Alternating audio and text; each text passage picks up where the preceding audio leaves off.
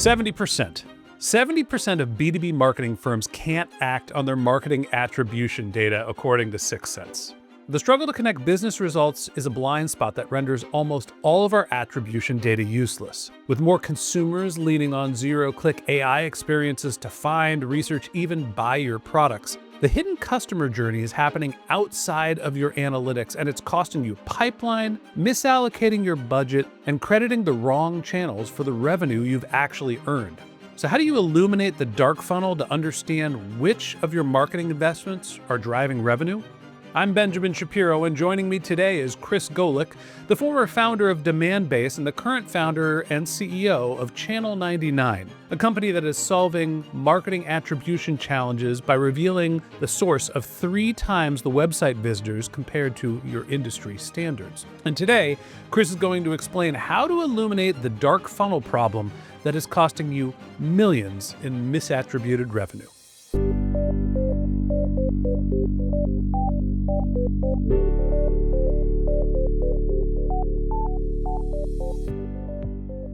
Chris, welcome to the MarTech podcast. Hi, Ben. Thanks for having me. Excited to have you here. Congratulations on the launch of a new company after the launch of a very successful company. You're a multi-time founder and you stayed in the space. Why aren't you on a beach somewhere? I love the torture. I just can't get enough of it. You know, some of us are B2B marketers for life, or founders in your case. Let's start off at the top here. I want you to walk me through how direct traffic is misattributed and why that breaks everything else in your marketing data. Sure. So just by definition, Google Analytics, all these different web analytics systems take any traffic that does not come from a specific click and they throw in a bucket called direct. And another word or better word would probably be unknown. So it's all the traffic where people have just typed in the website. And it typically makes up 80% of a B2B marketer's website traffic. And so to me, if you're ignoring the largest signal on your website, you're going to get the wrong answer from any kind of measurement tool. So we felt like we have to solve for that before we can move on to make investment decision recommendations and leverage AI and do all these fancy things. But solving this direct or dark funnel is imperative. This is not a new problem, right? We've been looking at the direct traffic button, scratching our head for like 15 years since Google Analytics became popular. Is it a growing problem? Are we seeing more content or more visitors being counted as direct than before?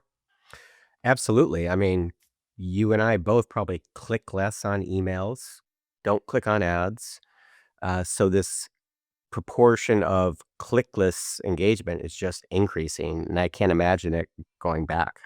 We have more zero-click happening, mostly with the rise of AI and people coming direct. There's more information being given. The buyer journey is changing. So what's the methodology to actually make some sense out of this when your last click attribution is becoming less and less valuable? And that's mostly what Google Analytics is looking at. How do you start to figure out and actually do attribution in a way that makes sense? Well, I think it's all about uncovering that direct or unknown channel. Where is it really coming from? And the answer, it's not a simple one. It's a multifaceted approach where you can look at all the traffic coming from display ads where people see the ad and then come to the site. Some of that can be solved with tracking pixels, where you look at not tracking the user, but understanding this company just viewed the ad and then came to my website within 10 seconds. So you can kind of associate those impressions to website visits. In the case of organic social or LinkedIn, there are APIs now that we integrate with where you can look at the accounts that are reading my social posts and then coming to my website. And again, it's through timestamps that you can associate those. And the same thing for even email or events or meetings. You can look at the activities in the campaign object within the CRM system and associate activity on the site immediately following an email or a call. And so all that can get tied together. So the short answer is it's a combination really of tracking pixels, which we call smart pixels, APIs, as well as ties into the CRM system. But when you put it all together, what you do find is this view through attribution is typically 4 or 5 times greater than the click through. It's funny, I was at eBay early in my career, and one of the two teams that I was working on when I first started there was the display advertising team. And so we had this novel concept nobody has ever heard of before of a view through attribution metric. When we pixel and somebody has viewed the ad, do they end up coming to the site and converting? Oh my God, it was mind blowing. And 15 years down the road, we're still saying, you know, it's a great way to figure out if somebody actually was influenced by your ad, view through metrics. So again, what's old seems to be new here. Is there any change in, we dropped a pixel on somebody's browser when they were served the ad, and then when they got to the site, we look back and saw if that pixel was there and said, all right, that person must have been influenced by the ad. Has anything new happened with how view through is calculated? Yeah, I think we look at it from an account centric approach because we're not using cookies to track a person. Um, and so our view through actually does three things. One, are who are the accounts viewing the ads? Number one. Number two, are they in the right target audience? Meaning, is my ad technology provider serving the ads to the right companies? And then three is the view through piece. What's the actual engagement? And then roll that up. And one of the things we often find too is that quite often display ads or organic social will be the first impression, but the next action that the person takes is they do paid search and then come to the site, and everybody thinks it's paid search that's driving the first click, when in fact it was some other source. So you need to consider all these things together and really parse it out and reallocate to the proper.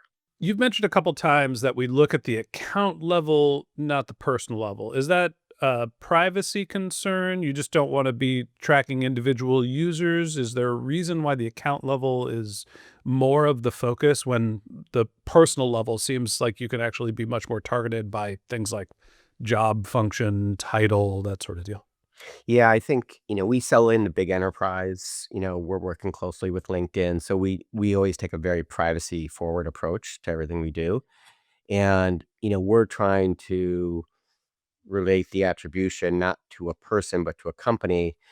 And when you look at the account, which is primarily a network IP, but we also look at the user agent, which gives us enough uniqueness to an individual without having to track the person. When you say the user agent, I think of user agents, and maybe this just being in the podcast space is, are they listening in Apple or are they listening in Spotify? Like it's essential. And you could look at the browser. Are you looking at a user agent getting down to the individual device level, or what information is Yeah, being it's passed a, there? it's a combination of operating system, resolution, computer type. Mhm. So, typically, not to get too geeky, but like in It's the MarTech podcast. Geek away. all right, so, like, as far as network IP addresses, typically 30, 40 people will surf out of the same IP address within a corporation. And so when you add the user agent on top of that, you get enough uniqueness to know that this is the person that just saw the ad and came to the site. Yeah, I guess that's really what I'm trying to get to is like, for our production business, we want to target mid-market B2B buyers, 110 to $100 million, and we're looking for the marketing decision makers. So VP, CMO level titles, right? There are individual people that we want at these organizations. There are 1,000 people that could work at as an organization. I want two or three of them. So, obviously I want to understand attribution, but I don't care if the director of finance is seeing our ads. I want the head of marketing. So when you're at the account level, you seem to sacrifice some of that granularity. And that's kind of why I'm like, all right, you're triangulating an entire company. Is that what people really want? Whether they want it, that's what they do need. Was too too many times people target their way out of business, meaning they think that they're just selling to one or two people. When in fact, there's a buyer group, and there's all these hidden buyers in legal, in procurement, and all these functions that if you're not selling to them early up front and building awareness and trust, you're not going to be part of the sales cycle. It's just that's the way the world's going. So the buying group is large and multifunctional, and I understand targeting the entire organization. And then we were talking about the view through metric and how, well, social comes first, and that's generally the top of funnel, the demand creation, let's call it. And then there's this mysterious research phase where everybody goes to AI and gets all of their information. And then maybe at the bottom, they're either coming direct or they're clicking a paid search ad. Right? They're going through some PPC channel, which, hey, now we can give all the credit to, your AdWords campaign. How do you assign value to those different channels, right? You're looking at a view through metrics to say, did the person see one of these multiple marketing channels we have? How do you figure out what gets them to move at least to the next part of the buyer journey or contribute to the conversion? Yeah, at a high level, we look at the amount of spend that's invested in a particular channel and the amount of pipeline that gets influenced. And that's a very common kind of pipe influence to dollar invested. Um, in B2B, it might take a while to get that kind of data metrics. So one of the KPIs that we like to use, and it allows us to look at vendors and channels kind of on an unbiased apples to apples basis, and that is, what does it cost me to engage a target account on paid search, LinkedIn, or demand-based display ads, or whatever it is, and that's always a very true leading indicator to pipeline impact. And when you look at that kind of KPI, the two kind of hidden things that people typically don't consider is, okay, out of all the companies that are being engaged, what percentage are from my addressable market? Who could actually be customers? That's one hidden factor. And that can range from 10% to 90%. And so the other piece is all this view through attribution. If I'm not looking at all the visits that LinkedIn is generating from all my organic social posts, I'm probably missing 70% of the engagement that LinkedIn is helping to drive. It scares me a little bit going by and this isn't exactly what you're saying, but if it costs more, it's more valuable, right? Like your percentage of spend to engage a channel, right? I want the cheapest engagement that has the maximum impact. And I guess that leads me to, okay, I can go through display and put my banner ads in front of people, and the cost per engagement or the cost per view is a fraction of a cent. And then I can publish a podcast and try to drive somebody to the YouTube video, and the cost per view is way, way higher. But those aren't exactly the same experience, right? Having somebody consume content and, watch this video, it's 25 to 45-minute video. It's a lot different than, well, as they were scrolling through Facebook, an ad showed up and they thumbed right by it. So how do you evaluate not only like what the cost per engagement is, but essentially the weighted value of those engagements, and specifically which channels actually drive stronger intent? Yeah, I mean, it's in the world of intent, I put it in two camps. One, I'll call it explicit intent, where somebody read your social post, or they're on your website, or they're looking at your G2 profile. That's pretty explicit intent around your business. 90% of the intent world, though, is people selling data about, this company read an article about this, therefore they're in market. So, like, to me, that's implied, and it's fabricated or manufactured intent. Unfortunately, that's the majority of the industry out there. And so we kind of dedicate our focus to what we call explicit intent. And it is things like, hey, three people from this company read this social post and then engaged on my website. They're in my target market. Really high intent signal. Um, if somebody's going to take the time to read a long article and then come to the site, that's way more interesting to me than somebody that just clicks on an ad. Yeah, to me, I think, if I'm stack ranking The time of engagement is the most important factor to understand how much knowledge they have about you or your content. I am clearly biased as we record this video with high fidelity and production costs and all the things that go into creating a great podcast. But I think it makes a much bigger impact when somebody is sitting watching a video or listening in audio only and they're consuming minutes, if not, an hour of content as opposed to a drive-by image with a tagline. So, your media to me is the top of the funnel in terms of the maximum amount of engagement, and the things that are scrolling are the least amount of engagement. Now, look, it's much harder to get somebody to watch a YouTube video than it is to scroll by your ad. What do you think is the sort of stacked rank of impact of the various channels? Gosh, I think it all depends on who you're trying to sell or market to. And I say this to every customer, every presentation, because we'll share a case study comparing the financial efficiency of paid search versus LinkedIn. And people think LinkedIn is premium priced, but we took 15 customers, did all the data, looked at their addressable markets, and lo and behold, for every $1,000, LinkedIn was 4 times more efficient than paid search at engaging a potential customer, period. Now, is that true for everybody? Absolutely not. It depends on who your target customer is. So, to getting to your question, I think it's always a combination of channels and mix, time, engagement. The beautiful thing now, if you have all your data harmonized and unified at the account level, all tied to CRM system, you can tie it right into ChatGPT and start asking questions and let it do the heavy work. It's funny. I was just about to ask you that. It's like, okay, so we now have this understanding of the value of channels in some capacity, and your system uses, an account-based approach to go make sure that we are getting to the right people. How do you use AI, or what are the methodologies now to make sense of the underlying attribution data? It seems like it's always been a mess, and you could throw MMM at me and all these other acronyms like the TLA word salad of like, well, here's the methodology. We have artificial intelligence. How are people using AI to actually understand attribution better than what we were doing before?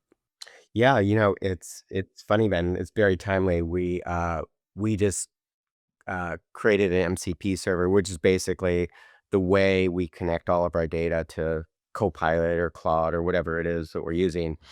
And literally just last week, I was on my phone and I just typed in, hey, if we want to generate $10 million of pipeline from the healthcare sector next year, what vendors and what should the mix be and how much should we spend? Within 12 seconds on my phone, everything was laid out, why it was laid out, all the key metrics. It was all foundational. And, it was a lot of Time out, cleaning time out. Hang on, it hang was on. crazy. Yes, in 12 seconds, your phone told you a strategy and a media plan. But is it right? Like, it's always going to respond with a coherent sounding answer. Why do you have faith in it? Because it's based on how much I'm paying to engage a target account from that sector. It's a lot of it's fact-based versus the converse of that is, okay, I'm gonna have my team go away for a month and come back with a bunch of opinions that are based on who they're friends with at what vendors and all these other things. So to me, one is I can trust in 12 seconds, and it's a way better starting point that's fact-based than what we've been doing historically. And it's just gonna get better and better. Of course, we get just keep improving the models. Yes, I read an article yesterday. I forgot who wrote it about how we've passed the tipping point for engineers and they are now no longer useful and AI is coming for your job next. One of the big doomer articles of like artificial intelligence is becoming Skynet. Um, Well, I do think one thing, and obviously this is timely as well, like a year from now, are people gonna be logging into 5 different systems, or are they gonna be their primary interaction is gonna be with Gen AI, and everybody's gonna be plugging all their different data and systems in, and that's gonna be your primary interaction point. Yeah. I can't believe how much time I've spent in my computer's terminal over the last month. And so we used to use these beautiful, well-designed web apps that had these wonderful experiences and were, sort of filtering out all the stuff we don't need to see. And now I'm in this like ugly text box doing all sorts of coding. God knows what happens to all of our jobs over the next 6 months to a year.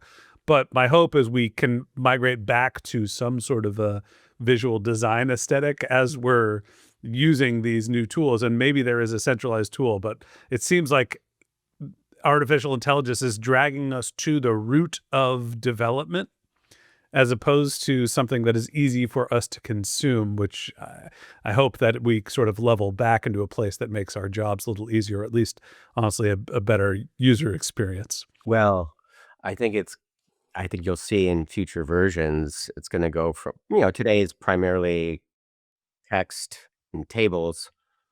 Charts are coming, interactive charts are coming, like, it's just gonna get better and better. So, why go out and build a software company that has a bunch of charts and tables? And I can tell you all of our large enterprise customers, they want all our unique data and insights. They don't want another dashboard. They just don't. Yeah. Yeah. Yes. There's a unification of how we interpret all of our data, and our systems are all blending together with this, fortunately, hopefully, single source of truth that has good judgment. And I think we're getting to the point now where we actually have artificial intelligence that can make reasonable judgments on what we mean. And so we don't have to be as specific. I still have questions about how marketers evaluate and compare channels. It seems like we've got a unified system that is coming with artificial intelligence. But when I look at the various advertising channels, where I spend most of my time in Google and in Meta, and they're all evaluating and grading their own homework. Right. So when you look at the various platforms, they all take credit for anything that they sat next to in class and they said, well, if that person got an A, then I got an A. How do you make sense as you're thinking through evaluation and attribution of the data that's coming in when you know that the platforms are all trying to grab as much credit as they can? Well, that's part of the whole premise of having kind of unbiased KPIs. And just go back to my days at Demandbase when we launched this, B2B advertising technology, and customers were judging us based on cost per click. And we were like, well, we're driving so much more engagement, not getting credit for it. And we came up with this metric called lift. So if you were going to advertise to 100 companies, we looked at the traffic that you were getting from those 100 companies, and then the increase or lift from those 100 companies during the campaign. It kind of held water, but a lot of people, it was just very non-scientific. And the answer to that is it's all viewed through attribution. And now that can all be substantiated and proven for the most part. Um, and but people want a third party or a trusted independent source. And that's kind of where we come in on a lot of these things. Yeah. So The last question I have for you here was one of the things that I noticed when I was looking through Channel 99's website is you're able to identify more site visitors than the industry average. I think it's like three times 60, 70% of site visitors. You're able to identify them on an account level. Why is and how is that possible? yeah, so we basically use a network solution where we have multiple sources of providers. So think of it as a waterfall effect of using sources to detect bot traffic. And then we use public registry data. And then we have APIs out to multiple providers. And by doing that, one of the things I learned that actually surprised me, to be honest, Ben, I assumed that there was a lot of overlap between the different ABM companies. The reality is they've kind of come up with their own unique methodologies to uncover, uh, you know, Ben is might be coming through Comcast, but that IP address is associated with his company, and we kind of peel back that veil. And so Demandbase might have one approach, Sixth Sense might have an approach, HubSpot Clearbit might have an approach, and when you combine multiple providers, you get something much greater. It's the sum of all parts. All right, Chris, I want to move on to our lightning round where I'm going to ask you a couple of questions about your career, attribution, demand generation. We're going to spin the wheel and see what comes up. Are you ready? Sure. All right, question number one. We're going to talk a little bit about motivation. You sold your first company for $380 million and pioneered an entire category with Demandbase. Why are you here, and what stopped you from retiring to your lake house in Michigan? Yeah. Well, I don't have a lake house in Michigan, and it's really cold there. But I do like to go there in the summer. It's a beautiful place. It's just passion for the industry. And, when I started Demandbase, the initial vision of the company was to be a supply chain solution for marketers. And so that's effectively what Channel 99 is. So it's a little bit of unfinished business. But I love building companies, the people, culture. I love seeing like employees that become best friends and they might go on to different companies. And that's pretty gratifying for me. And For so, most of us, we're on the other side, not having had this giant windfall, and so we're still earning and working with A, because we have to, and B, because we also have something to prove. After the exit, how did that turn? You're obviously working, you said you have unfinished business, but it's not about the result for you. So, what I want a little bit more about the motivation and well, again, it's like, it's the result for the people I work with. It's a result for families. There's a lot more motivation than just a financial one. Um, so, I'd also say whatever you think somebody made out of something, cut it in half. So, we never talk about the taxes after you sell your company. yeah, that's what my mother would say, right? What about the taxes? Yeah. All right. My next question, I want to talk about owning your mistakes. What's the biggest mistake you made building a company culture at Demandbase, and what are you doing differently at Channel 99? So I would say that was one of the things we did really well at Demand Base, but the mistake was underestimating how much you really have to invest in it to be successful at it. And the reason I say that is, over the years at Demand Base, we became a top 20 place to work in San Francisco for like 8 or 9 years in a row. Um, but it didn't come easy. It's not about free snacks. Um, you have to invest a lot in the people, the training, how you recruit, how you pay people, how transparent you are. There's doing philanthropic activities. So there's a lot that goes into it. And I underestimated uh, what that would be because I set out pretty early, like, I want to be one of the best places to work so we can hire and retain the greatest people available to us. What do you think makes a great place to work? Well, it's a common theme and thread in the types of people that you hire. For me, I'm more of a collaborative type leadership style. We always did a lot of very transparent meetings so everybody knew what was going on. There wasn't like anything hidden. And one of the secrets, I think, for our culture is what I discovered that brought us all together as a company was instead of doing just team events, we'd always do a team event around something philanthropic. And that really tied everybody together across department, different people. And so that was thematically was always something really important to me and actually everybody that worked at the company. And an occasional free snack every once in a while never hurt Yeah, yeah, anybody. yeah, I'll get you a bag of chips. Yes. All right. Underrated or overrated? Is LinkedIn an underrated or overrated marketing channel? It's underrated, but I would also caveat that it also depends on who is your customer. Because there might be certain industries that aren't active on LinkedIn and it may not make sense. But let the numbers, speak for themselves. All right. So let's pivot it down or click in and B2B marketing, LinkedIn.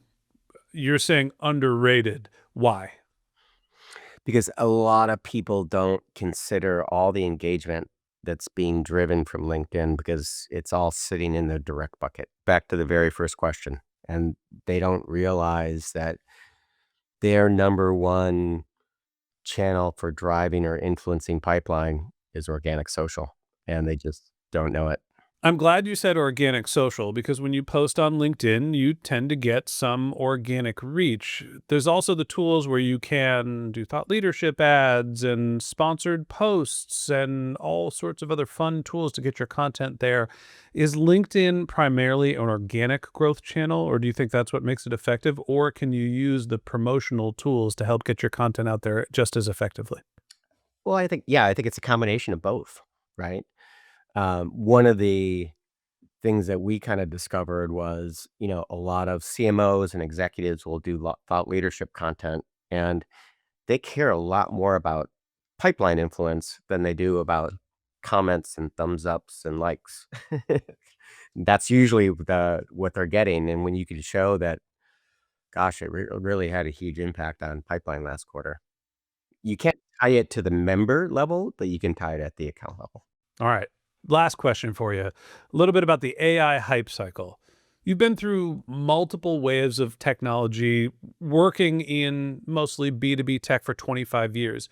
Is the AI hype in MarTech justified, or are we just in another bubble like the mobile or .com era? I do think it's justified, and I do think we'll see more transformation over this next year than we have in the last 10 years. Just because I don't think we're going to have this proliferation of SaaS products and interfaces. And I think the interoperability of all these different data sources, you'll be able to create, launch, optimize campaigns right from your Gen AI solution. As people start plugging in to Gen AI, it's all going to be interoperable. It's dizzying to me, and I agree. I am. This is the tsunami, right? The previous the iPhone was a huge and mobile marketing to me was a huge transformative shift, but it took 20 years to roll out. Like this is hitting us so fast, and it's the pace of change that concerns me, not that we haven't gone through change before, right? Like technology normally takes a long time to roll out. It is happening so quickly and the models are getting so good and we're able to create so much software. And we're seeing it in the stock market now with the SaaS companies all seemingly tanking. Who knows whether they'll rebound or not. That to me creates the anxiety and the concern is the pace, not necessarily the actual technology. Yeah. Well, I mean, we have complete visibility into the efficiency of B2B marketing spend. And I don't know if it would surprise you that 75% of the dollars go to marketing and targeting, reaching, engaging companies that will never buy anything. So the upside is massive. Yeah. We definitely have a little fat to trim. I also think that the concern for me is there's a lot of people that are doing jobs that potentially become redundant and the reskilling. I feel it already. Like I mentioned, earlier in our conversation, I'm spending time in my computer's terminal, not thinking about marketing or in front of a camera or, dealing with clients. I'm coding stuff Yeah. and in languages I don't understand because it can be translated into English. And so like the skill transformation is happening. It can be painful. It's great to be able to learn. And some people are going to get super wealthy trying to figure this out and being a first mover advantage. There's going to be people that are laggards that I think are going to suffer. I definitely, and going back to the original question, I am of the camp that this is a tsunami. This is the big one. Using a San Francisco metaphor, earthquake jokes are no fun around here. But like the world is shaking, the ground under us is moving, and hopefully we all end up with beachfront property. Well, I think it's upon them to educate themselves and figure out like, how can I really leverage what this stuff is doing to benefit my company? Yeah. Well, Chris, congratulations on your past success, the success you're having with the current company. I think it's really interesting what you're doing and rethinking a problem that marketers have had for a really long time, understanding if their dollars are actually driving revenue in a coherent fashion. So thanks for coming on and being my guest. I appreciate it, Ben. Thank you. All right, that wraps up this episode of the MarTech Podcast.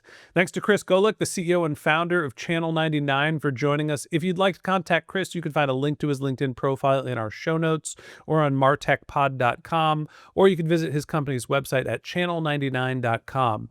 And if you haven't subscribed yet and you want a daily stream of marketing and technology knowledge in your podcast feed, hit the subscribe button in your podcast app, and we'll be back in your feed next week. All right, that's it for today. But until next time, my advice is to just focus on keeping your customers happy.